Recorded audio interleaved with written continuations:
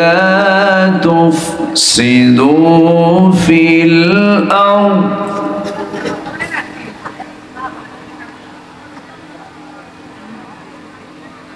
قالوا إنما نحن مصلحون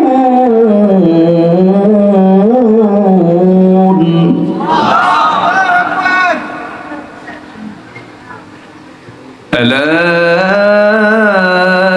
إنهم هم المفسدون ولكن لا يشعرون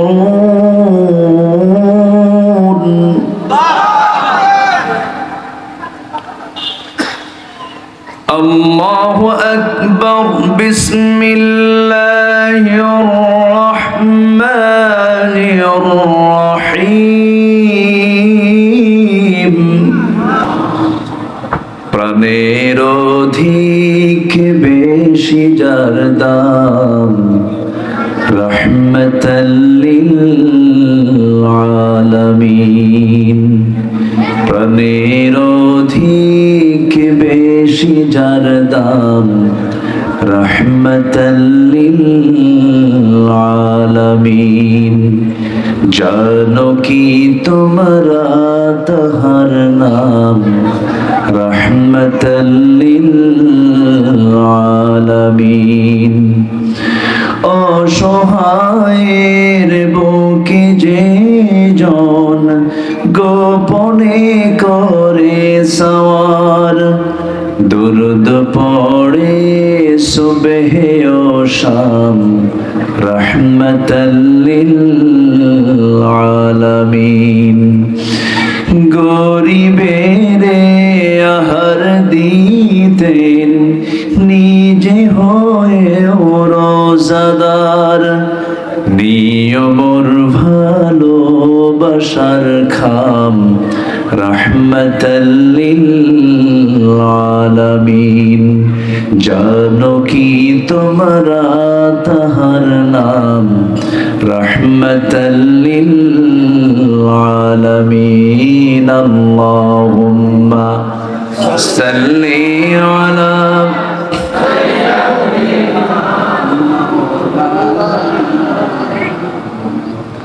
وعلى آل سيدنا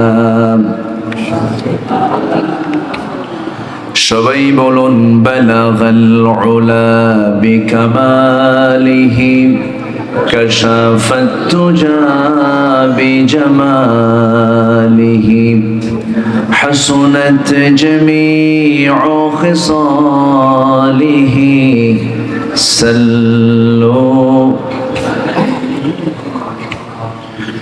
সিরাজুল মিল্লাত তুমহি فخر دو عالم दिलबार मौला हो शरीफुल अंबिया नस्खा कुल अदियान देगर हो बलगल उला बिकमालिही कशफत तुजा बिजमालिही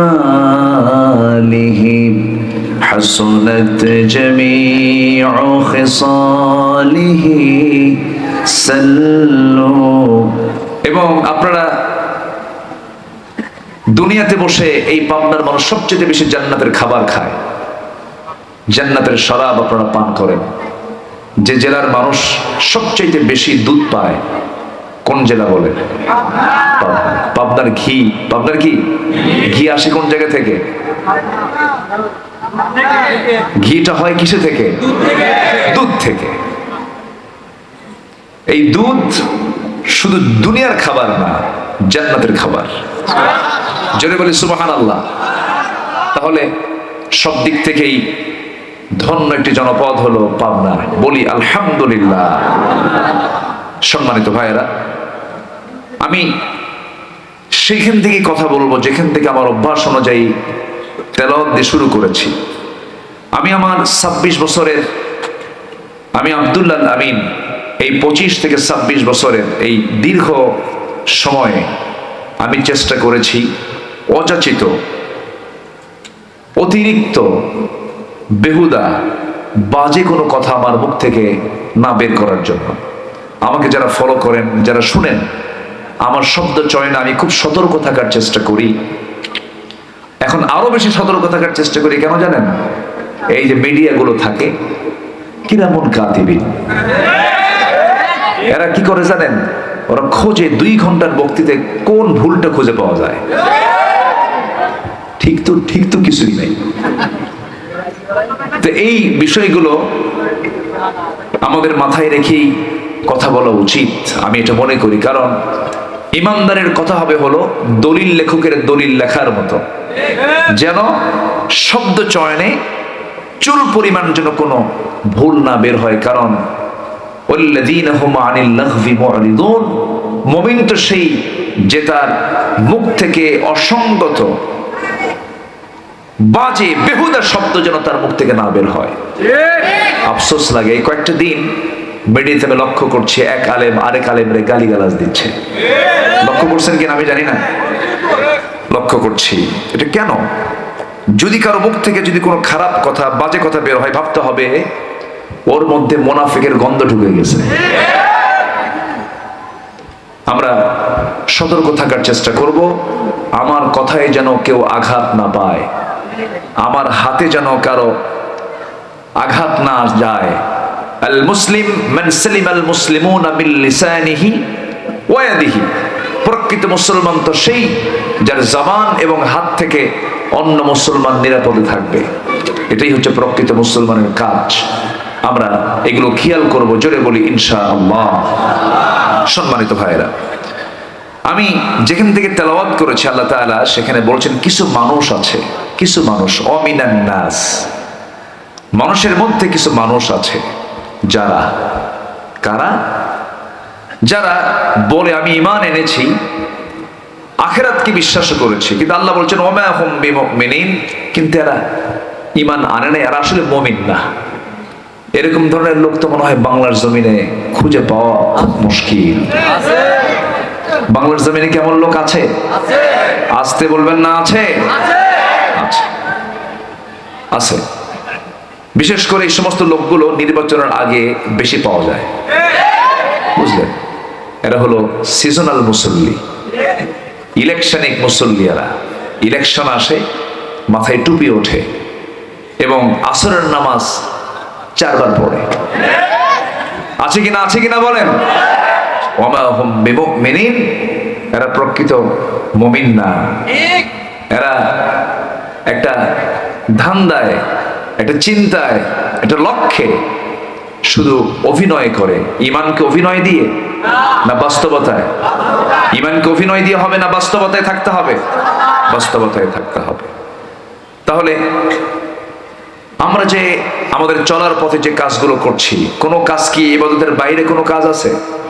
ইসলাম এমন একটি দিনের নাম, নখ কাটবেন কেমনে সে বিধান মনে হয় বাদ পড়েছে।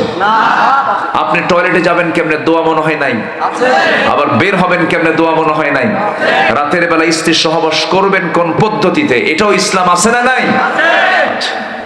ইসলাম সব বলে দিয়েছে। যদি আপনি ইসলাম মেনে চলেন, সব কাজ হয়ে যাবে ইবাদত। সব কাজ কি হয়ে যাবে? ইবাদত। এখন এই ইবাদত আমি করলাম কিন্তু কবুল হচ্ছে না, কবুল হলো না, তাহলে কি ইবাদত করে লাভ আছে? তো ইবাদত কবুল করার পথে কিছু অন্তরায় থেকে যায়, কিছু শর্ত থেকে যায়, যে শর্তগুলো পূরণ করলে পরে আমার ইবাদত কবুল হবে, আর যে অকাম কুকাম গুলো আছে এগুলো রাখলে পরে আমার ইবাদত কবুল হবে না। ইবাদত কবুলের কিছু শর্ত আছে। শর্ত হলো 10টা অপকর্ম ছেড়ে দিতে হবে, 10টা অপ্রিয় কাজকে নিজের জীবন থেকে মাইনাস করতে হবে। এর মধ্যে 1 নম্বর হলো মুনাফিকি। মুনাফিকি তো নাই, আসতে বলে আছে, আছে।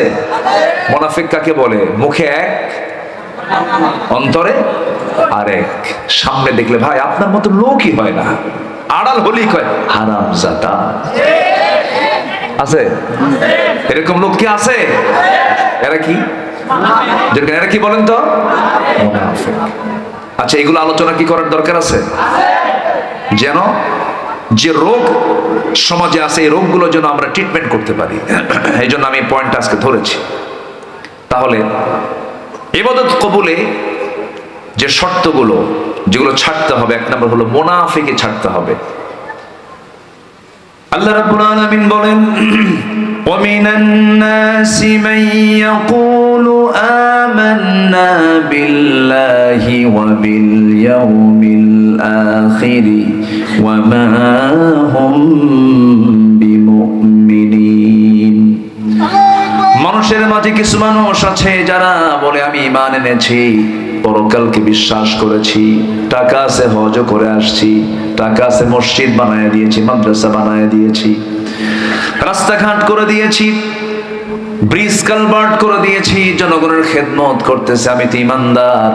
কিন্তু আল্লাহ বলছেন না, সে প্রকৃত ঈমানদার এখনো হতে পারে না, কারণ তার মধ্যে মুনাফিকি আছে।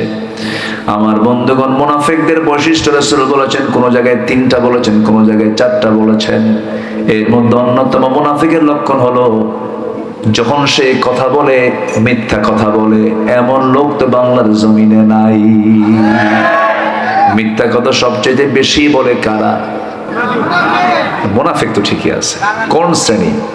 আলেম ওলামা, শিক্ষক, কারা? নেতারা। দেখছেন, মানে পেস আমারে লাগাই দিচ্ছে। আমার কি দোষ আছে কোন? বললেন তো আপনারাই। নেতারা মিথ্যা কথা বলে। আসলে কি মিথ্যা কথা বলে? আস্তে বলে বলে বলে বলে পলিটিক্স, রাজনীতি করতে গিয়ে কি না করে না, কি না বলে না বলে। সকালে একরকম, বিকেলে আরেক রকম। কিন্তু রাজনীতির চর্চা তো এমন হওয়া উচিত ছিল না। রাজনীতির চর্চা করেছেন মুহাম্মদ সাল্লাল্লাহু মিথ্যা দিয়া। এই পৃথিবীতে কোন মানুষটা জীবনে কৌতুক করে মিথ্যা বলেন না? কোন মানুষ? মুহাম্মদ সাল্লাল্লাহু। তিনি কি শাসন করেছেন? দেশ চালিয়েছেন, রাষ্ট্র চালিয়েছেন, রাষ্ট্রনায়ক ছিলেন, বিচারক ছিলেন। মিথ্যা কথা কয়া। তাহলে মিথ্যা ছাড়াও দেশ চালানো যায়, মিথ্যা ছাড়াও রাজত্ব চালানো যায়, ইনসাফ ইহসান দিয়ে সমাজ রাষ্ট্র গড়া যায়, যার প্র্যাকটিক্যাল রূপ ছিলেন মুহাম্মদ সাল্লাল্লাহু আলাইহি ওয়াসাল্লাম। কিন্তু দুঃখজনক হলেও সত্য, 54 বছর আমরা যা দেখেছি শুধু মিথ্যাই দেখেছি, ধোঁকাবাজি দেখেছি, প্রতারণা দেখেছি। আমার দেশে নামাজের আইন পাশ না হলেও পাশ হয়েছে মদের আইন, পাশ হয়েছে বেশ্যাবৃত্তির আইন, পাশ হয়েছে সুদের আইন। কিন্তু মুসলমানরাই দেশ চালিয়েছেন, মুসলমানরাই দেশ শাসন করেছেন। তারা মিনিমাম নামাজের বিলটিকেও তারা আনতে পারেন নাই। কারণ আনবেন কেমনে? নিজেই তো নামাজ পড়েন না, মদের বোতল নিয়ে বসে থাকে, ঠিক কিনা? মদের বোতল নিয়ে যারা বসে থাকে তারা কি মদের আইন বন্ধ করতে পারবে? সব দেখেছি আমরা, দেখলাম তো। আমার দেশের কৃষকরা অশিক্ষিত, চামড়া কালো হয়ে গেছে খাটতে খাটতে, দেশকে আগায় দিল। শ্রমিকরা সীমিত বেতনে শ্রম দিয়ে দেশকে আগায় দিল। প্রবাসীরা পাখির মতো ঝুলে ঝুলে কনস্ট্রাকশনের কাজ করে রেমিটেন্স পাঠায় দেশকে আগায় দিল। সব অশিক্ষিত। দেশকে পিছায় দিয়েছে কারা? যারা দেশটাকে ব্যবসার জায়গা মনে করে, দেশে রাজনীতির নামে সন্ত্রাসী করে, দুর্নীতি করে দেশের টাকা যারা বাইরে লোপাট করেছে, পাচার করেছে, তারাই দেশটাকে আজকে এই পরিস্থিতির মধ্যে ঠেলে দিয়েছে। সম্মানিত ভাইয়েরা, সম্মানিত বন্ধুগণ, আমরা সব দেখে শেষ করেছি। আমরা দেখেছি আইয়ুবের শাসন, শুনেছি মুজিবের ভাষণ, কেটেছেন খাল জিয়া, আর সাসায়ের সাদের তাল বেতাল, আর মাঝখান দিয়ে চলছে হরতাল আর হরতাল। সব দেখা শেষ। আগামীর দেশকে আমরা দেখতে চাই কোরআনের বাংলাদেশ। রাজি আছেন কারা কারা? হাত উঁচু করে দেখান মুসলমান।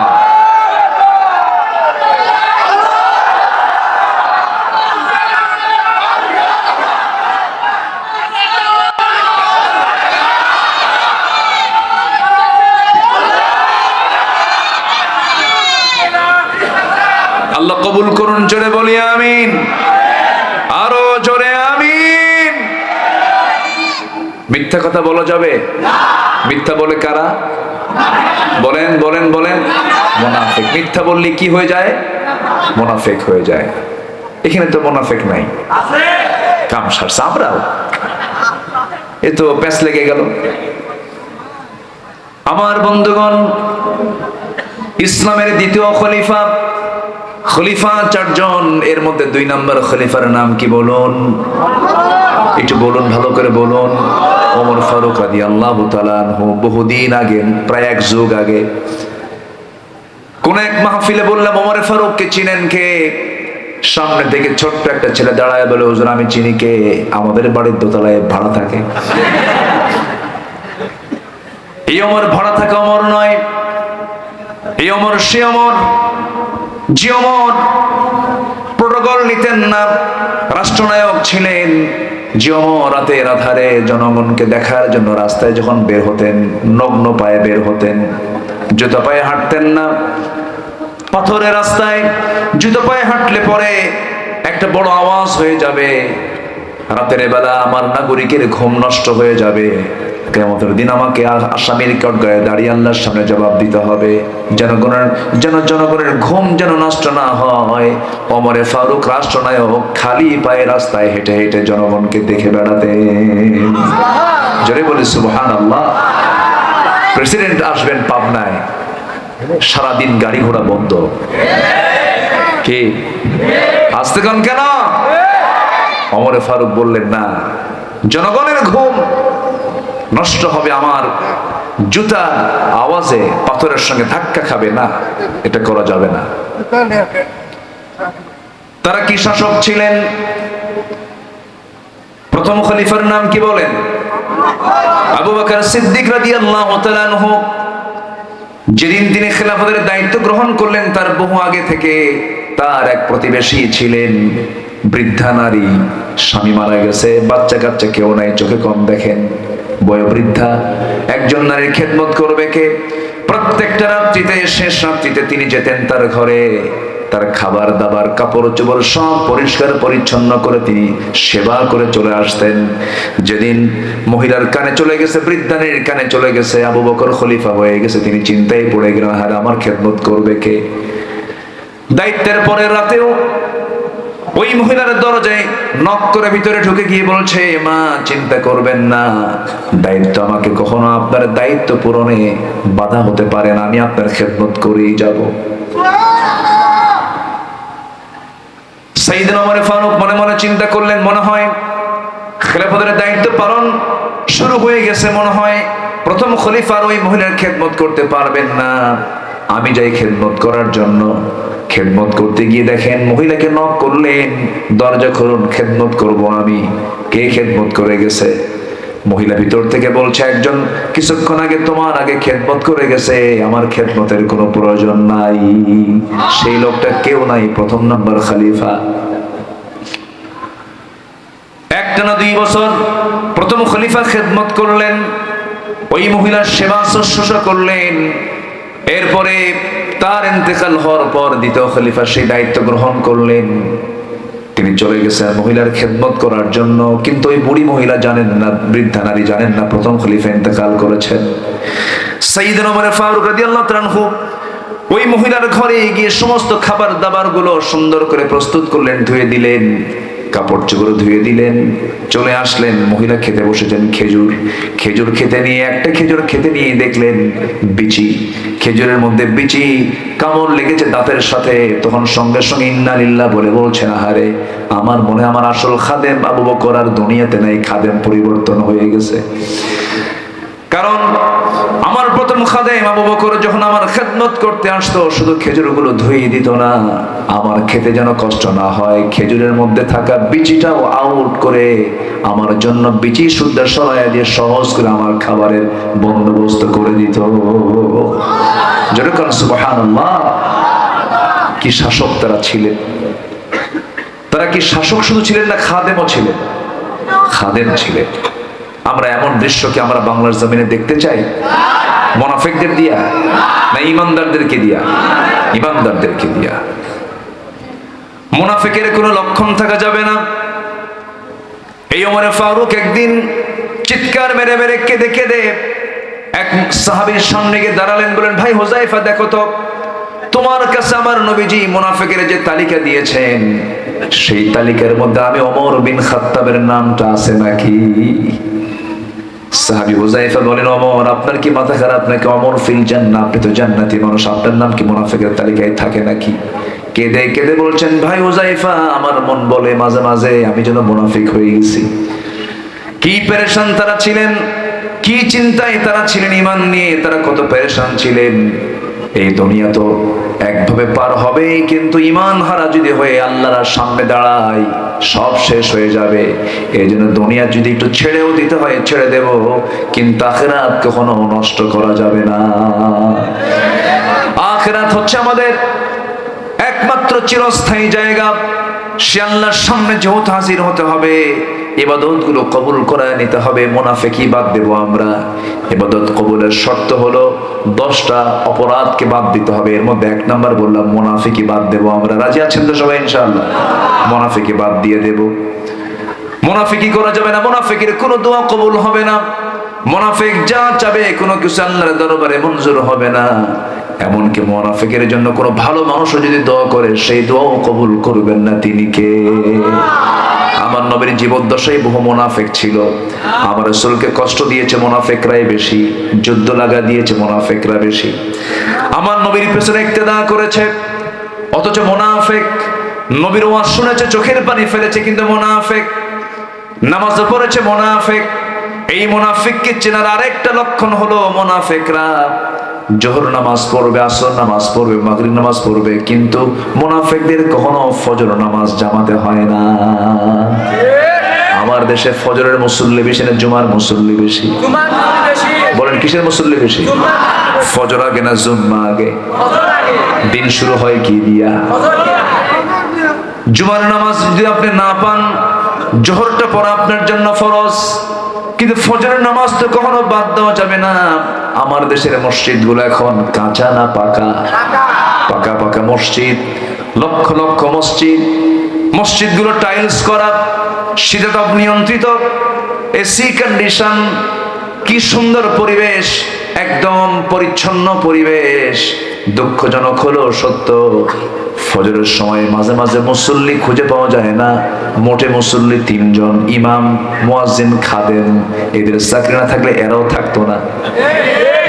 বাস্তব বলছি ভাইয়েরা, ধরেন দ্বীপচর একটা গ্রাম, গ্রাম না? দ্বীপচর একটা গ্রাম। এই গ্রামকে আপনি আদর্শ গ্রাম কখন বলতে পারবেন? যদি বলেন এই আদর্শ গ্রামের বৈশিষ্ট্য কি, এই আদর্শ গ্রামটা আমি যদি ঘোষণা দিতে চাই, তাহলে এই দ্বীপচরের মসজিদের দিকে তাকাতে হবে। দেখো তো এই মসজিদে ফজরের মুসল্লি কতজন? কারণ জোহরে মানুষ কি গ্রামে বাড়িতে থাকে না বাইরে থাকে? বলেন, বাইরে থাকে। আসরেও বাইরে থাকতে পারে, মাগরিবেও বাইরে থাকতে পারে, কিন্তু ফজর নামাজে 100% গ্রামের লোক আছে না নাই? ফজরে আজান হয় মসজিদে, আর গ্রামের লোক থাকে কোথায়? বলে, কোথায় থাকে? কোথায় থাকে? বাড়িতে ঘুম পাড়ে। কানের মধ্যে ঢুকে গেল আসসালাতু খায়রুম মিনান নাওম, নাই খবর নাই। কিন্তু একটা আদর্শ গ্রামের বৈশিষ্ট্য হলো, ওই গ্রামের যত প্রাপ্তবয়স্ক নামাজি, যত প্রাপ্তবয়স্ক যাদের নামাজ ফরজ হয়েছে, প্রত্যেকটা পুরুষ ফজর নামাজে হাজির হয়ে যাবে। যদি কোনোদিন দেখেন আপনি প্ল্যান করবেন, দাওয়াতি কাজ করবেন আপনার গ্রাম নিয়ে, যেদিন আপনি আপনার গ্রামে 100% প্রাপ্তবয়স্ক পুরুষ মানুষ যেদিন আপনি মসজিদে পাবেন, সেদিন থেকে আমি ওয়াদা করে গেলাম, আজকে এই মাহফিল থেকে আমি বলে যাচ্ছি, দেখবেন গ্রামে আল্লাহর খাস রহমত আল্লাহ পাক নাজিল করে দিয়েছে। নামাজ নাই, মুসল্লি নাই, এই যে মাহফিল হয়ে যাবে, কাঁদবে, দোয়া করবে, মসজিদ ভরবে না। আমি কি ভুল বলছি? আমি কি ভুল বলছি? কেন কেন এমন হবে? রাসূল বলেছেন, যার উপরে নামাজ ফরজ মসজিদ আসে না, সমর্থ আছে, আমার মন চায় আমি সেই বাড়ি থেকে আগুন ধরায় দিই। কি ধরায় দিই? আগুন লাগায় দিই। কি রাগ রাসূল করেছেন, আগুন ধরায় দিতাম যদি ওই বাড়িতে নারী আর শিশু না থাকতো। শয়তান শেষ রাত্রে এসে বান্দার কাছে শিওরে বসে, একদম তাহাজ্জুদের সময় এসে বসে বলে, আলাইকা লাইলুন তাওয়িল, তোমার রাতটা বড় লম্বা। দেখছেন কি ওয়াজ করে? দেখছেন? আলাইকা লাইলুন তাওয়িল, তোমার রাতটা বড় লম্বা, ঘুমাও ঘুমাও। এরকম করে মাথার ভিতরে হাত দিয়ে দেয়, সুন্দর করে আপনাকে সেবা দিতে থাকে। সেবা করতে করতে সে 3টা গিট মেরে যায়। কয়টা গিট মারে? 3টা গিট মারে। গিট মারা বোঝেন তো? গিট মারা কি? গিট গিট্টো না কি বলে এলাকায়? গিরা। গিরা গিট মারা মানে যে দড়ি দিয়ে কি মারে? গিট্টি। আচ্ছা, যেটাই হোক, একটা কয় তো, বুঝে গেছেন তো নাকি? পাবনা। আলহামদুলিল্লাহ, ভাষাগুলো আপনাদের সব জেলা থেকে ভিন্ন ভাষা, দেখলেই টের পাওয়া যায়। পাবনার গেদা সাওয়াল না, এরকম কয় না? মাশাআল্লাহ, আলহামদুলিল্লাহ। খাবুল হয়তো মাহালুকা। আমি এই কথাটা অনেক আগে বলেছি, খুব সুন্দর। হ্যাঁ, আল্লাহ পাবনাকে ইসলামের জন্য কবুল করুন। জোরে বলি আল্লাহুম্মা আমিন। মাওলানা আব্দুস সুবহান সাহেবের নাম শুনেছেন তো? ইয়াং যুবকরা যারা আছো, বইগুলো পড়বা, তার জীবনী পড়বা, ইতিহাস পেয়ে যাবে। কি ত্যাগের জীবন তাদের। যারা পাবনার পুরাতন মানুষ, তার নাম বলে সুবহান মাওলানা, না কি বলে? সুবহান মাওলানা এরকম বলে। এদেশের শুধু নয়, বিশ্ব ইসলামী আন্দোলনের অন্যতম পথিকৃৎ মাওলানা আব্দুস সুবহান আপনাদের কলিজার টুকরা সন্তান, এই এলাকার সন্তান। আল্লাহু আকবার। সবে ক্যাম্পে ছিলেন, তাকে কেমন করে মেরেছে চিন্তা করা যায়? একটা অসুস্থ মানুষ হসপিটালে, হার্টের রোগী, নড়াচড়া করতে পারে না, ডান্ডা বেড়ি পড়ায়া, হাতে হ্যান্ডকাফ লাগায়া ওই অসুস্থ রোগীকে হসপিটালের বেডে তাকে চিৎ করে ফেলে রাখা হয়েছে। আল্লাহ তাআলা পরিবর্তন এমনি করেননি। এই আল্লাহর ওলি যারা ছিলেন, চোখের পানি আল্লাহর দরবারে মঞ্জুর হয়ে গেছে। বাতিলদের সামনে তারা মাথা নত করেননি। আল্লামা সাইদি 25 বছর আগে বলেছিলেন, গাছের গোড়ায় নাড়া দেব, মামু বাড়ি দিল্লি গিয়ে পড়বা। কাঠমান্ডু পড়ছে? বলেন, কাঠমান্ডু পড়ছে? নেপাল পড়েছে? ভুটান পড়েছে? আসামের গুয়াহাটি পড়েছে? ইংল্যান্ড পড়েছে? বার্লিন পড়েছে? জার্মানি পড়েছে? ইতালি, আবার বিয়ে বাড়ি আমেরিকা পড়ছে? তাও পড়ে নাই, কোথাও পড়ে নাই। সাইদি যে নগরের কথা বলেছেন, মামুরে সেই দিল্লি গিয়ে পড়ে গেছে। 25 বছর আগের কথা কিন্তু।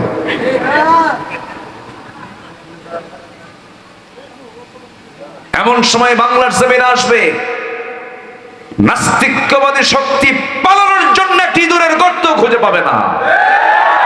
25 বছর আগের বক্তব্য, খুঁজে পায় নাই, কলার পাতায় শুয়েছিল। মুনাফিকি বাদ দিতে হবে। নির্বাচনের আগে টুপি পরবেন, নির্বাচনের আগে হজ করবেন, একে আসরের নামাজ 4 বার পড়বেন, মুখে দাড়ি খোসা খোসা আনবেন, আবার বাঁচার জন্য দাড়ি কাটবেন। এগুলোই হচ্ছে সবচেয়ে বড় মুনাফিকি। ইসলাম মানতে হবে 1 আনা না 16 আনা।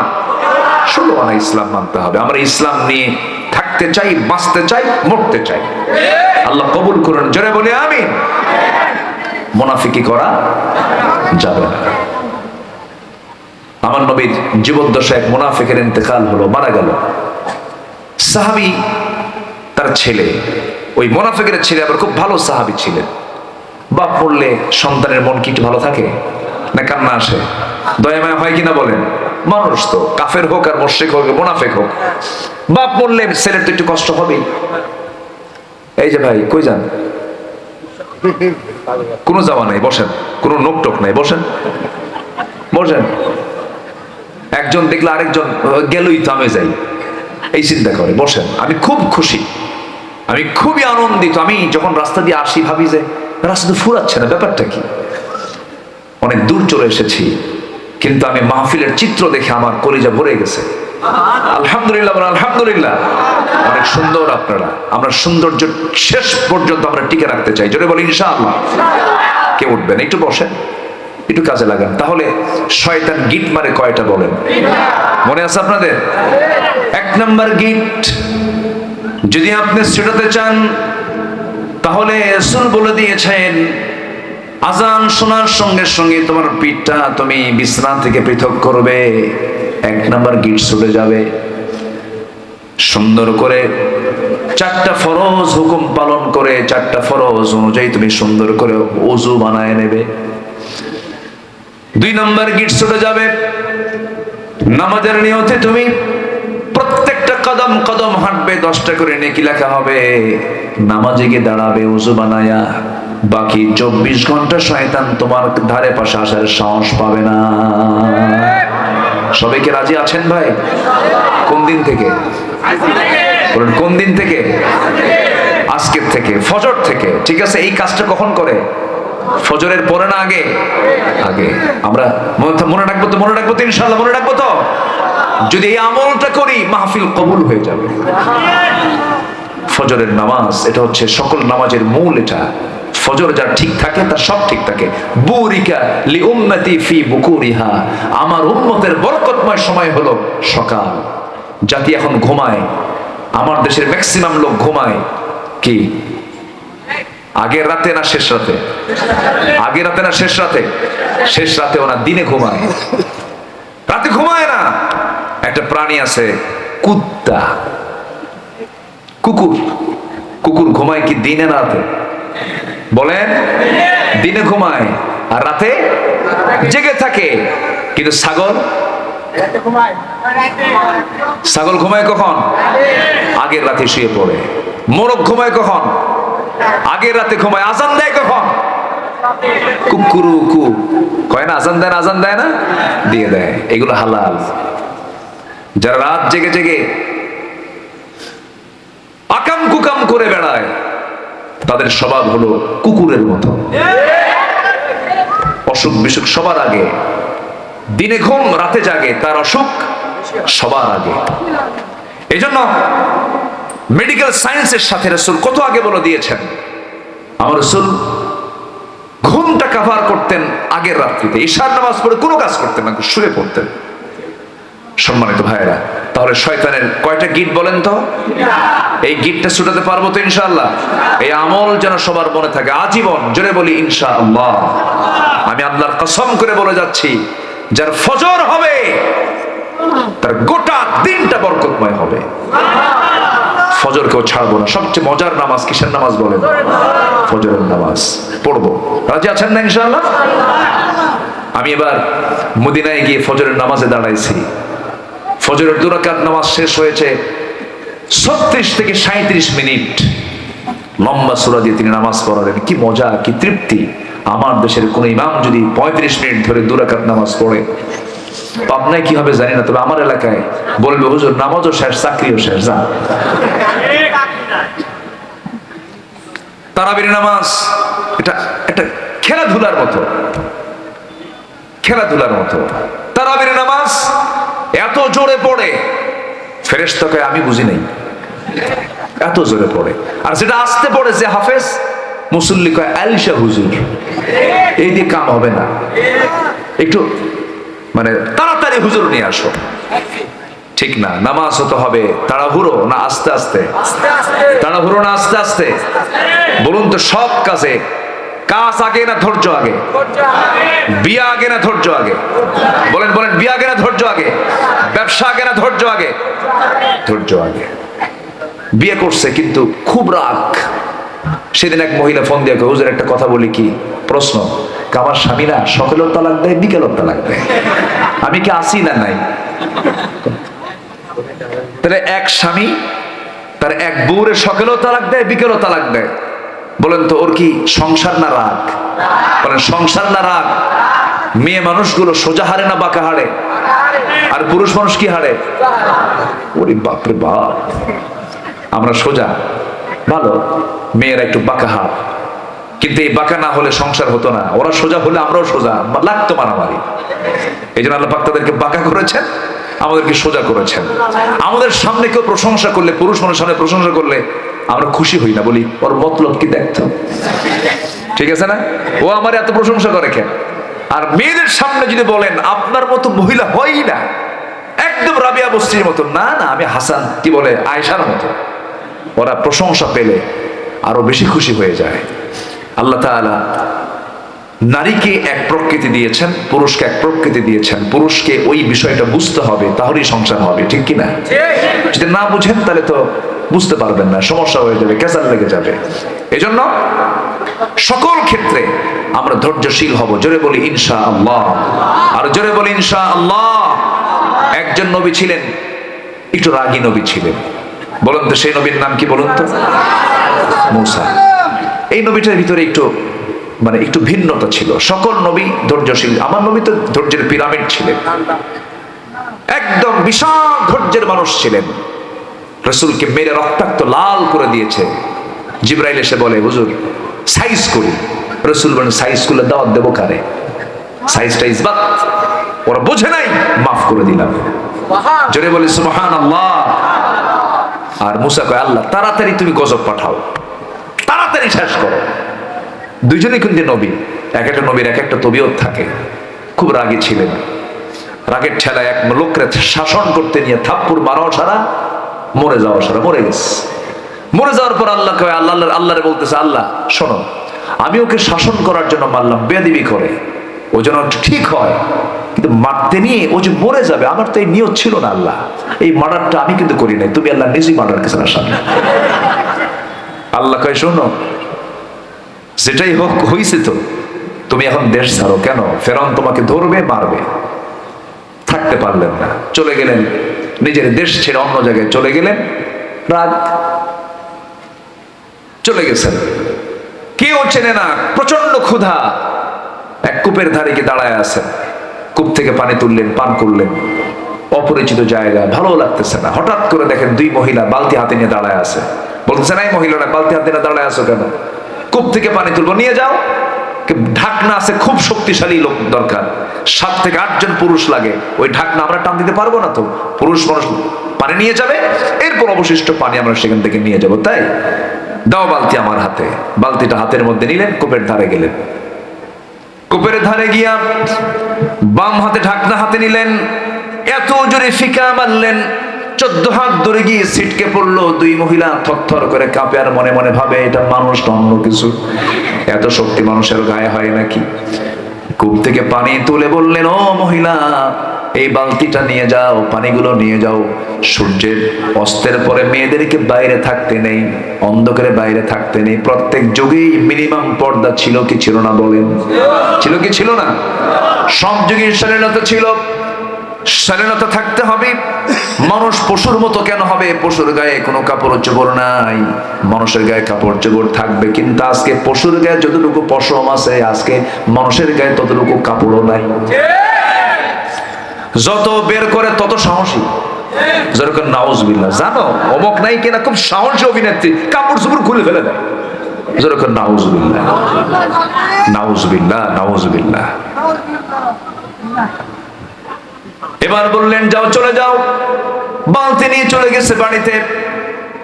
সময়ের আগেই চলে যাওয়ার কারণে বাপ বলছে, বাপ বৃদ্ধ মানুষ বলছে আমার মেয়ে এত দ্রুত আসলে কেমনে?